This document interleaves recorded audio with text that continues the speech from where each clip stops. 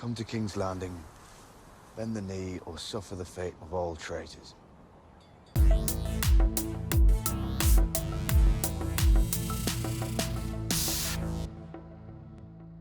Bending the knee, taking the knee.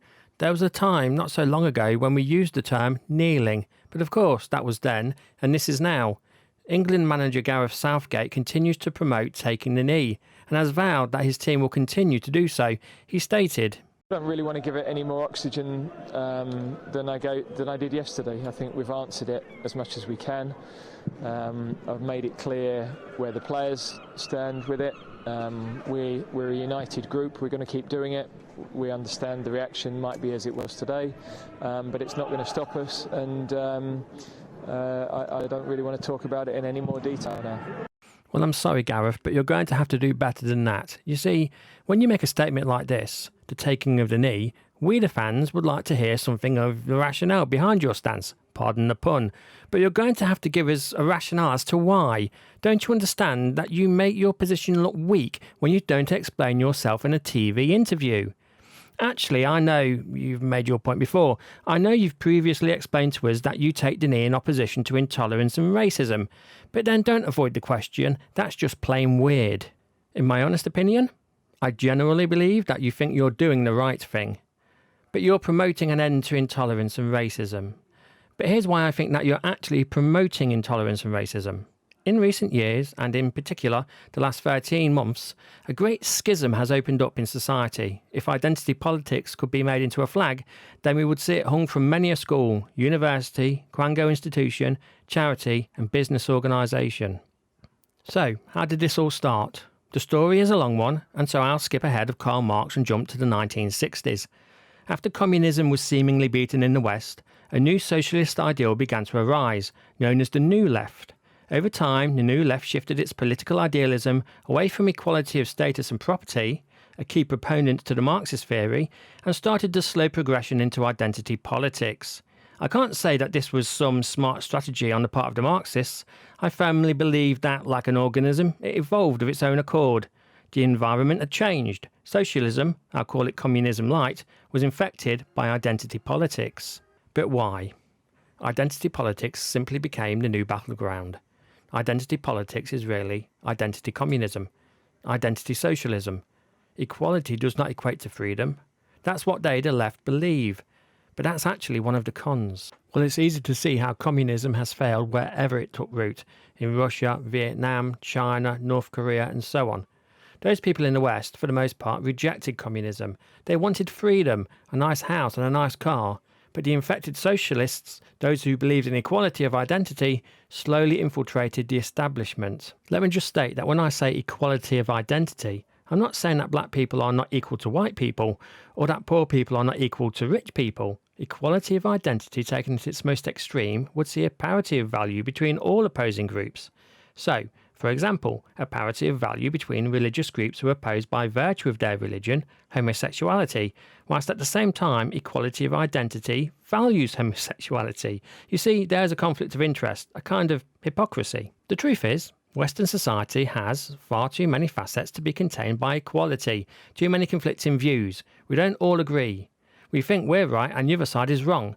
We live in an unequal world. True freedom does not come from centralised morals and thought. If the Christians believe homosexuality is wrong, fine. If the homosexual thinks the church is wrong, then let it be.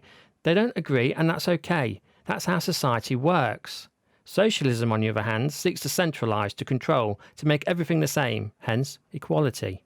Many commentators have said that the Church of England has become more and more liberal.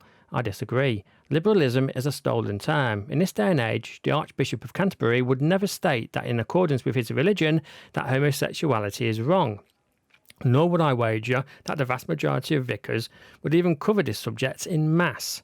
This and many other hypocrisies have created a division between the followers of this religion and its leaders, i.e. this religion being the Church of England. This robs the religion of its legitimacy and causes it to die a little bit more. The same pattern can now be seen in Catholicism. As time went by, identity politics jumped on several bandwagons, racial intolerance and feminism to name but two, and in more recent years identity politics morphed yet again into something far more insidious, an idea which started decades before, an idea which was as much a liberal ideal as much as it was a socialist underpinning. A way of thinking, a way of feeling woken up to the injustice of the world, the woke ideal. Fast forward to now, identity politics, equality politics and wokeism have all joined together to create a peculiar and dangerous bastard child, the religion of woke. For those who dare to say or do the wrong thing, for those who commit heresy, there can be only one punishment: social death. It's the fear of this social death and the fear of committing heresy which has created a kind of Ouroboros, the snake eating its own tail, a cycle which seems to spin faster and faster with each passing year. But due to socialist idealism and identity politics invading the educational establishments of the West, and due to the march of those ideologies infecting governmental and business institutions, we are now in a position where many people have been brainwashed into thinking that the new religion of woke is the new light of the world. So now the England football team take the knee, like some medieval offering to the god of the religion of woke, that god being social media. It is better to be seen to do the right thing. It's like when a great leader dies in North Korea, you'd better be the one crying when a TV camera focuses on you. But more frighteningly than that, many of those who take the knee believe they're doing the right thing. They don't see the connection between communism, the grey and black hatred of white people fueled by social media, and racist organisations such as Black Lives Matter. They don't see how they have become the brainwashed and mindless devotees of a new cult-like religion. They instead see themselves as being righteous. Gareth Southgate is one of those religious devotees, but devotee or not, he has managed to corner himself and the England team. He has made a stand, again no pun intended, and so has the rest of the England team. They can't be seen to back down. They need to be seen as faithful followers of wokeism. And now those on the opposite side of society's schism, those who do not follow the religion of woke, boo. Identity politics has done that which it set out to achieve. It has aided the ruin of Western civilization. It hastened the great social decline. As usual, I'll leave the last word to Esper, the mammal. I'll just say it's impossible for me to bend one knee because I've got 4 legs. Anyhow, whilst I agree with the Conservative one, he did miss a few things out. Firstly, there has never been a link proven with George Floyd's death and the police officer who killed him with relation to racism. To say so is pure conjecture. So this man dies, and then a socialist communist organisation, Black Lives Matter, hijack his death, make George Floyd a martyr to their own cause, and institute the bending of the knee. It's like something out of my favourite TV programme. I offer you a choice. Bend the knee and join me. Together, we will leave the world a better place than we found it. Anyhow, if stealing a man's death isn't good enough, now his death is retold each and every time somebody bends the knee. It's quite sickening. It's a kind of theft, and they should all feel very ashamed of themselves. It's nothing short of tokenism, and to take a man's death and use the death to commit racism against white people is dreadful. We need society to come together. We want people to come together. Critical race theory, woke ideology, identity politics, and tokens are creating more and more disunity. The saying goes, if you close your eyes in fear, you become the darkness. But now we're seeing people make a stand.